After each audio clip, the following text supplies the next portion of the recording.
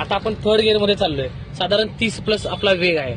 समोर बघा ब्रेकर आला म्हणजे स्पीड काय होणार, कमी. दाबा क्लच, ब्रेक घेतला, सेकंड गिअर, गुड. सोडा क्लच, त्या रेस हळूहळू. कळालं काय केलं?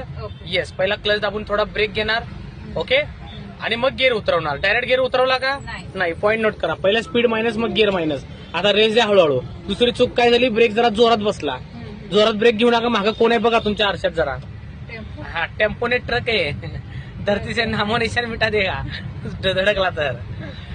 काळजी घ्या, जोरात ब्रेक दाबू नका, नाही तर मागण्या गाड्यात धडकण्याचे चान्सेस 1 नाही 4. चला मॅडम रेस द्या, एका तालात सुरुवात.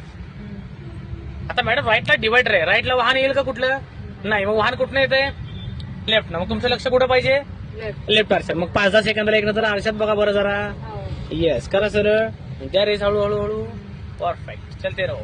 टायर दिसेपर्यंत डिस्टन्स दोघांमध्ये सेफ डिस्टन्स आहे हा.